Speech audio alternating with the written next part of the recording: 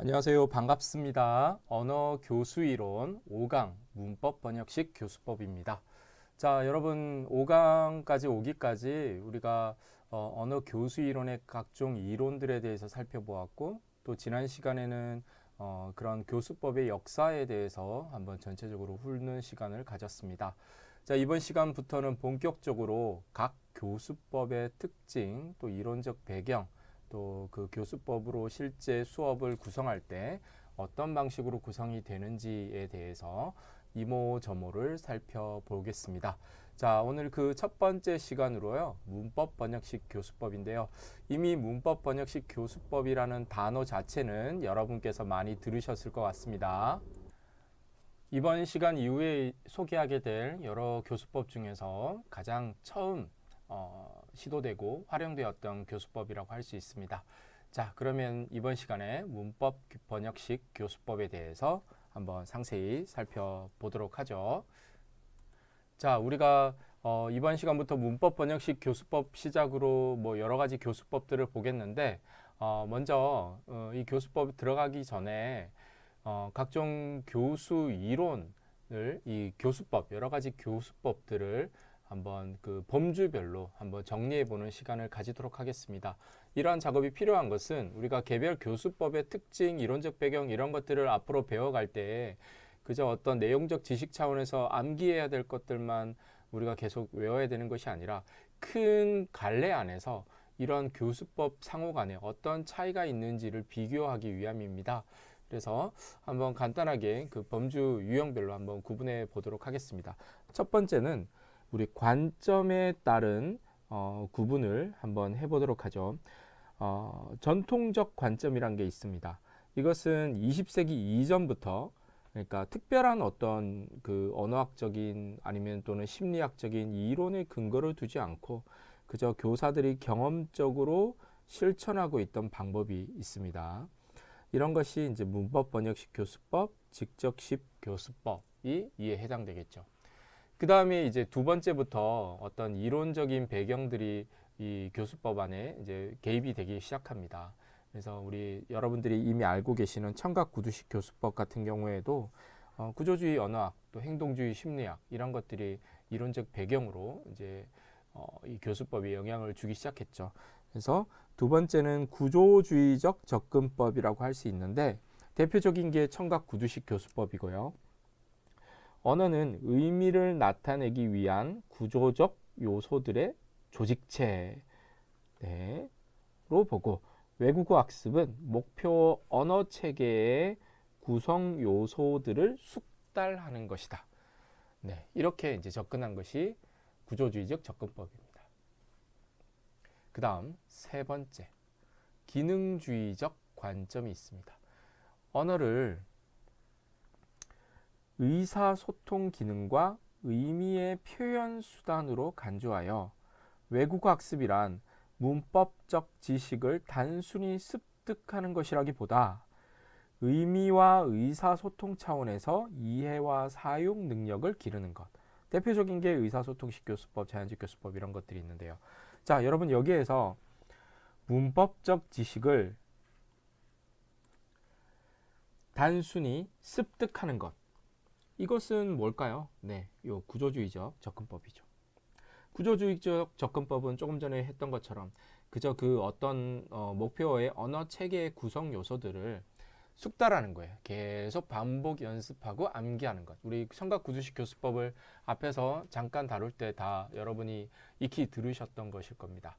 그런데 이 기능주의적 관점에 따른 교수법에서는 이런 문법적 지식을 단순히 습득하는 것이 아니라 그 의미 그리고 실제 의사소통 상황에서 그런 어떤 표현들이라든지 문법이 어떠한 기능을 가지고 사용되는지 그런 기능을 중심으로 이제 접근한 것이 기능주의적 관점이라고 할 수 있습니다. 마지막으로 상호작용적 관점인데요. 이제 최근에 언어 교수법에서 많이 활용되고 있는 관점이라고 할 수 있죠. 언어는 인간 사이의 사회적 상호작용 수단이라고 간주하여 외국어 학습이란 사회적 관계를 창출하고 유지하는 도구인 목표 외국어를 사용하여 의사소통을 원활하게 할 수 있는 기능을 배우는 것이다. 그래서 여기에는 이제 구성주의라는 이론들이 이제 개입되게 되고 영향을 주게 되는데요. 언어라는 것이 그 사람과 사람과의 상호작용이라는 관점이 이 상호작용적 관점의 골자이고 핵심이라고 할 수 있습니다. 그래서 이제 수업 시간에도 교사와 학생 간의 상호작용을 통해서 아니면 동료와 동료들 간의 상호작용을 통해서 언어를 습득하게 하고 의사소통 기능을 배우게 하는 것이 이 상호작용적 관점이고요. 대표적인 것은 과제 중심 교수법이 있습니다. 자, 이렇게 관점에 따라서 네 가지로 우리가 지금부터 배우게 될 교수법들을 분류할 수 있습니다. 자, 또 다른 것으로는 언어 기능에 따라서 또 구분을 할 수 있는데요. 자, 언어 기능이라는 것은 여러분 뭐 쉽게 말해서 뭐 듣기, 읽기, 말하기, 쓰기 뭐 이런 것들을 언어의 네 가지 기능이라고 할 수 있습니다. 이런 기능을 중심으로 한번 봤을 때 첫 번째는 음성 우선 교수법. 음성 우선 교수법 무슨 말인지 이해가시죠? 두 번째는 문자 우선 교수법. 좀 대비되는 그런 경향이 있죠. 자, 음성 우선 교수법은 청각구두식 교수법, 침묵식 교수법. 이 청각구두식 교수법과 침묵식 교수법은 물론 이 교수법을 구현하는 방식에 있어서는 크게 차이가 있지만 음성, 그러니까 구두 언어, 구어의 어떤 요소들을 활용한다. 이런 점에서 음성 우선 교수법이라고 할 수 있습니다. 두 번째 문자 우선 교수법은 문법 번역식 교수법이 있겠죠. 오늘 배우게 될. 그 다음 이해 우선 교수법은 자연적 교수법이 있습니다. 자, 왜 이해 우선 교수법일까요? 그것들은 이제 뒤에서 이제 또 배우게 될 겁니다. 상세하게. 이번에는 그냥 개관 차원에서 이런 것들이 있다는 정도만 아시면 될 것 같고요. 일단 뭐 표현보다는 충분한 이해가 있어야지 표현으로까지 자연스럽게 이어진다. 이런 차원에서 이해 우선 교수법이라고 할 수 있습니다. 네 번째는 마지막으로 통합적 교수법은 이제 최근에까지도 많이 교수법에서 사용되고 있는 의사소통식 교수법, 과제중식 교수법 등이 있습니다. 자, 그래서 관점과 언어 기능에 따라서 이 교수법들을 구분할 수 있습니다.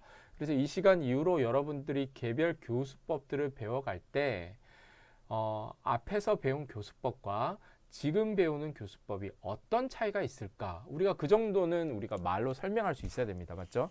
그래서 단순히 우리가 이 줄 치면서 교수법의 특징 이런 것들을 외우면 사실 시간이 지나면 금방 잊어버리게 됩니다. 만약에 시험이 있다면 시험이 지나면 금방 잊어버릴 수 있어요. 그런데 우리는 한국어 교육 현장에서 그 현장에 들어가기 위한 준비하는 단계에서 예비 교사들이라면 이런 각각의 교수법에 대해서 적어도 누군가가 물었을 때 어느 정도는 그 차이를 얘기할 수 있고 청각구두식 교수법이 뭐야? 라고 했을 때 한두 마디 정도라도 이 청각구두식 교수법의 특징이나 어떤 객관적인 부분에 있어서 말할 수 있을 정도는 되어야 되겠습니다. 그러려면 이런 관례 또 교수법 간의 구분들 유형별로 이렇게 묶는 이런 작업들이 그런 어떤 여러분들이 기억에 저장하는 데 상당히 유익한 과정이라고 생각합니다. 자, 서론이 길었고요. 이제 문법 번역식 교수법에 대해서 본격적으로 살펴보도록 하겠습니다. Grammar Translation Method라고 해서 문법 번역식 교수법이라고 하는데요. 자, 이 문법 번역식 교수법이 뭔가 객관적인 부분에서 한번 살펴보면 외국어 문법을 모국어로 번역함으로써 이루어지는 교수법이라고 할 수 있습니다. 그래서 말 그대로 문법을 번역하는 교수법이에요. 문법과 번역 두 가지 키워드를 잘 기억하세요. 자, 그렇다면 이 문법을 번역하는데 번역하려면 번역해서 이제 뭐 예를 들면 한국어로 영어로 된 것을 한국어로 번역해서 영어의 문법을 가르쳐 주려면 그 교사 입장에서 모국어인 한국어와 영어 목표어인 영어를 둘 다 할 줄 알아야 됩니다. 그리고 이 수업 자체는 이제 번역이니까 말 그대로 내가 배우고 싶어하는 그 목표를 자기의 모국어로 번역하는 과정이니까 당연히 모국어가 핵심이 되는 교수법이라고 할 수 있습니다. 자, 이런 문법 번역식 교수법은 가장 고전적인 교수 방법입니다. 그래서 문법 규칙의 설명과 번역에 중점을 두었다. 그래서 이 두 가지를 꼭 기억하세요. 자, 이 교수법은 17세기 이전 유럽에서 그리스어와 라틴어를 가르칠 때 사용한 방법으로 18세기 전반에서 19세기 전반까지 유행했던 교수법이고요. 그렇지만 19세기 후반 이후 현재까지도 사용되고 있습니다. 물론 이제 약간의 변형이 이제 되긴 하지만 최근까지도 이 문법 번역식 교수법은 사용되고 있습니다. 왜 그럴까요? 여러 가지 한계에도 불구하고 이 문법 번역식 교수법이 가지는 고유의 특징, 그런 어떤 장점이 있기 때문이죠. 자, 제2언어의 문법 교수를 강조하며 문법 교수를 강조한다고 하고 목표어를 모어로, 그러니까 모국어로, 그리고 모어를 목표어로 번역하는 것이 주요 활동 내용입니다. 자, 이렇게 문법 번역식 교수법에 대해서 개관을 해 보았고요. 이번 시간에는 크게 이 네 가지 꼭지로 이 문법 번역식 교수법을 꼼꼼히 살펴보도록 하겠습니다. 첫 번째는 이론적 배경, 두 번째는 원리와 특징을 살펴보고요. 세 번째는 이 문법 번역식 교수법이 언어 교수법 그 이론가들 사이에서 어떤 평가를 받고 있는지 평가를 해보겠습니다. 마지막으로는 문법 번역식 교수법이 실제 이 교수법으로 수업을 구성했을 때 어떤 방식으로 수업이 구성되는지 그 교수법의 실제에 대해서 살펴보도록 하겠습니다. 자, 문법 번역식 교수법의 이론적 배경입니다. 자, 중세 유럽에서 철학, 종교, 정치, 교육 등에서는 고전 그리스어와 중세 라틴어를 광범위하게 사용하는 분위기였습니다. 그도 그럴 것이 여러분 이제 예전에 뭐 서양 고전 그런 것들을 몇 편 여러분들이 읽어 보신 분들이 있을 겁니다.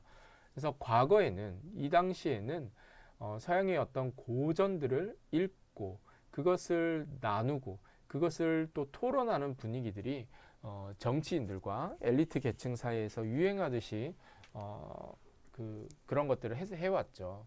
그렇기 때문에 이 그리스어와 라틴어에 대한 그런 지식들은 필수적이었습니다. 그것들이 없으면 그네들의 어떤 그 세계에 끼어들 수 없었기 때문이지요. 그리고 이 그리스와 라틴어로 쓰여진 이 고전들을 자기의 모국어로 번역해야지 그 그리스와 라틴어의 고전들을 이해할 수 있기 때문에 이 그리스어와 라틴어의 그런 어떤 문법을 공부하는 것이 일반적이었습니다. 그리고 여러분 중요한 것은 이 라틴어 같은 경우에는 구어 중심의 언어가 아닙니다. 문어 중심의 언어예요. 그러다 보니까 당연히 이 라틴어를 사용하는 것이 그 언어를 사용하는 사람들과의 뭐 구두 말하기, 구어로 어떤 의사소통을 위한 것이라기보다는 글로 쓰여진 이 라틴어의 어떤 내용을 주고받기 위해서, 그래서 문어 중심의 그런 어떤 언어라고 할 수 있습니다. 그래서 이 라틴어 교육도 당연히 문어 중심으로 이루어졌고요. 그리스어와 라틴어 문법을 번역하고 또 그것을 가르치는 이 문법 번역식 교수법도 당연히 문어 중심으로 이루어졌습니다. 자, 고전 라틴어는 학교에서 공식적으로 교육되었으나 일상어로서의 라틴어는 사용되지 않습니다. 아까 제가 방금 말씀드린 부분이었습니다. 이게 문어 중심 언어입니다. 또 학교에서 가르친 고전 라틴어 수업은 문법 규칙에 초점을 맞추고 어휘와 다양한 활용법을 암기하고 텍스트를 번역하는 등 읽기와 쓰기 활동에 중점을 두고 있습니다. 자, 그리고 18, 19세기 그리스어와 라틴어 외에 다른 언어들이 외국어 학습의 대상이 되면서 고전 교수법이 외국어 교육의 주된 교수법으로 발달하게 되었고 그것이 이제 문법 번역식 교수법을 탄생하게 된 배경입니다. 자, 교육의 목표는 당연히 말하기 능력 신장이 아니라 읽기 능력 신장에 있습니다. 말하기 능력 신장은 문법 번역식 교수법에서 핵심적인 내용은 아니죠. 언어학습은 제1언어 의미에 관련된 규칙을 학습하고 규칙과 사실을 암기하는 지적인 활동인데 번역 연습을 많이 함으로써 성취된다고 보았습니다. 이것이 문법 번역식 교수법의 이론적 배경이에요. 그러니까 언어학습이라는 것이 제1 언어의 의미, 그러니까 자기의 모국어의 의미에 관련된 규칙을 학습하고 그것을 암기하고 또 그것을 번역 연습을 많이 함으로써 이 언어는 습득되고 학습된다는 것입니다. 그러니까 모국어의 어떤 문법 규칙을 많이 알고 그것을 연습하고 함으로써 언어는 습득되고 학습이 된다라고 봤던 것이 문법 번역식 교수법이었어. 그러니까 당연히 이제 번역을 많이 하고 문법 규칙을 중심으로 이 교수법이 그 교육 내용이 이루어지게 된 것이죠. 그리고 이런 제1 언어, 모국어는 외국어 습득 과정에서도 이러한 어떤 규칙들은 적용할 수 있다라고 본 것입니다.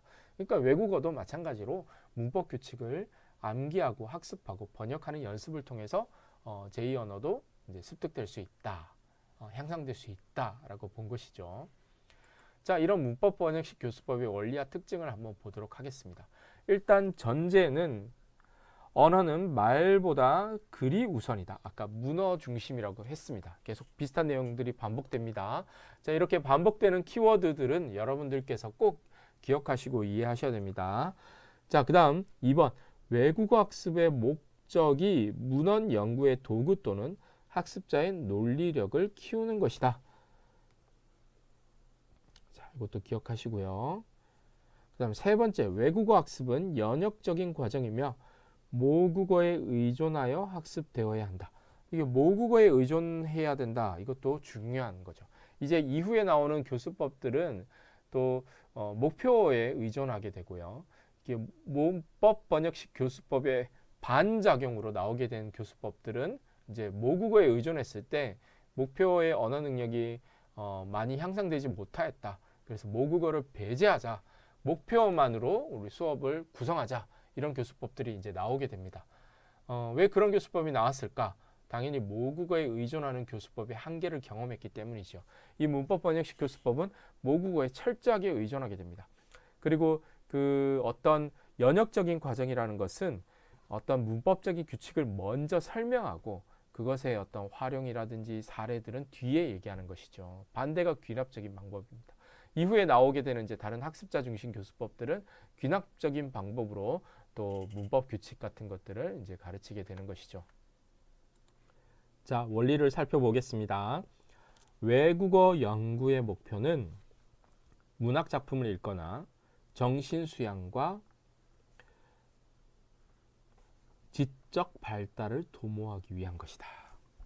자, 여러분 아까 이 문법 번역식 교수법이 태동하게 된 배경은 그리스어와 라틴어를 통해서 서양의 고전들, 뭐 철학과 문학, 뭐 다양한 이런 고전들을 보기 위함이라고 했습니다.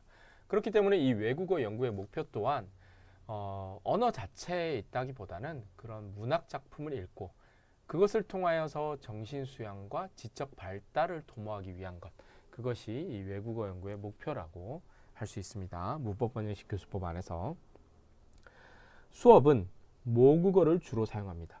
목표어는 많이 배제됩니다. 거의 철저하게 배제된다고 할 수 있습니다. 그러니까 여러분 과거에 여러분께서 이제 그 외국어를 어떻게 배워 오셨는지 모르겠는데 저 같은 경우만 해도 과거에 이제 제 영어 선생님은 그냥 영어를 한국어로 다 설명했습니다. 문법 규칙도 한국어로 설명하고 번역도 그냥 그 영어 텍스트를 주고 그것을 그냥 한국어로 다 번역해 줬어요. 의미도 한국어로 다 설명해 줬어요. 어떻게 보면 철저하게 문법 번역식 교수법이었고 그 수업 시간에 학생들은 영어를 말할 기회가 거의 주어지지 않았습니다. 거의 교사 일방적으로 문법 규칙 설명하고 시험에 잘 나오는 부분 얘기하고 또 문법 규칙을 설명했으면 그 예외 규칙도 설명하고 이런 것들을 외우기 급급했습니다. 이런 것들이 문법 번역식 교수법이라고 할 수 있죠. 자, 그 다음 책을 주로 활용하고요. 언어 문법 체계의 습득을 중심으로 진행됩니다. 당연히 문법 규칙을 이제 학습해야 되니까요. 교재에는 몇 가지 문법 요점이나 규칙을 담고 있고요. 그런 장이나 단원별로 언어를 제시하고 있습니다. 문법 특성은 교재에 강조되고 있고 기술적인 문법 전문 용어도 때로 사용됩니다. 이런 것들이 이제 나중에 학습자 중심 교수법에 가서는 이런 전문적이고 이론적인 것보다는 이제 실제 한국인들이 평소 생활에서 접촉하게 되는 그런 어떤 표현들 이런 것들 위주로 가게 됩니다. 근데 문법 번역식 교수법 같은 경우에는 학습자 중심이라기보다는 교사 중심으로 이런 단원이 구성되어 있기 때문에 이런 전문 문법 용어들 이런 것들도 때로 사용될 수 있습니다. 읽기와 쓰기에 중점을 두고 있다는 건 말씀드렸습니다. 말하기 듣기는 체계적인 관심을 두지 않고 있습니다. 사실 그 매개어인 라틴어 자체가 문어 중심 언어라서 더 그렇다고 할 수 있죠. 아까 말씀드린 것처럼 어휘는 우리가 이제 외국어를 배우면 단어나 어휘들도 배우잖아요. 이런 어휘는 읽기 텍스트에서 선택되고요. 어휘 학습을 위해서 목표어와 모국어의 어휘 목록이 제시됩니다. 단어는 목록의 형태로 많은 양이 교수됩니다. 그러니까 한국어, 영어, 영어 학습자라면 한국어, 영어 이렇게 번역된 거, 한국어 옆에 영어로 이렇게 쫙 번역된 것들을 한꺼번에 많이 줍니다. 네. 그 다음 문법은 연역적으로 학습됩니다. 그러니까 먼저 문법 규칙을 제시하고 그것을 익히고 그 다음에 연습하게 하는 거예요. 그 연습을 어떻게 하느냐? 번역 과정을 통해 연습한다. 이런 것들 기억하시고요. 그래서 이 문법 번역식 교수법에서는 그 수업 시간에 복잡한 문법을 설명하는 데 중심이 있어요. 핵심이에요. 그렇기 때문에 여기에 많은 시간을 할애합니다. 그리고 학습자들은 어떤 문법 규칙을 알았다면 그 규칙의 예외 규칙 또 이런 것들까지도 다 이제 공부하고 암기해야 되는 것이죠. 제가 여기 써놨던 거 여기에 보면 동사 변화표나 전치사 목록 이런 것들 다 외워야 됩니다. 자, 한국어도 문법 규칙은 분명히 있습니다. 우리 불규칙만 해도 규칙이 있고 불규칙도 있죠. 하지만 그런 것들을 그냥 단순히 설명만 한다면 문법 번역식 교수법이라고 할 수 있어요. 어떤 텍스트 안에서 그런 어떤 불규칙 이런 것들이 나오면 그것들에 대해 설명만 이루어진다면. 근데 사실 요즘의 교수법 안에서 이 규칙 이런 어떤 불규칙이라든지 이런 것들은 안 가르치지는 않지만 그것이 핵심은 아니죠. 의사소통이 핵심이고 그 안에서 학습자들의 유창성을 향상시키는 데 중점을 두지만 때로 이제 정확성을 위해서 그런 어떤 불규칙, 활용 이런 것들에 대한 규칙 또 기타 문법 규칙들을 가르치긴 하지만 그것이 문법 수업 시간 또 한국어 수업 시간에 많은 부분을 할애하면 그것은 또 지루한 수업이 되기 쉽습니다. 하지만 문법 번역식 교수법은 여기에 많은 시간을 할애했다고 할 수 있습니다. 그 다음 문법은 단어를 조합하는 규칙을 제공하며 형태적인 정보 이런 것들을 제공하겠죠. 그리고 그 제시는 단어의 고경과 형태에 초점을 맞춘다. 그러니까 여러 가지 활용하는 부분들 이런 것들 그런 것들을 이제 이 문법 규칙을 설명할 때 가르친다는 거죠. 그리고 초기부터 어려운 고전적 텍스트를 읽힙니다. 이것도 문법 번역식 교수법의 특징이라고 할 수 있고요. 텍스트 내용에는 거의 신경 쓰지 않고 그것을 이제 도구로 해서 문법 분석 연습에 치중한다고 할 수 있습니다. 대부분의 연습은 목표와 모국어 간의 번역으로 대부분 연습이 이루어지고요. 연습 문제는 특정 어떤 항목이나 항목군을 연습시키기 위해서 학습자가 목표 언어로 번역해야 할 제1언어의 단어 구절로 이루어집니다. 발음은 거의 다루지 않고 정확성이 강조되고 학습자의 모국어가 교수 상황에서 매개어로 쓰인다. 그러니까 교사는 학습자의 모국어로 수업을 하게 됩니다. 그래서 수업의 구성을 이렇게 쫙 보시면 아까 문법 설명을 연역적으로 한다라고 했습니다. 자, 먼저 문법 설명을 합니다.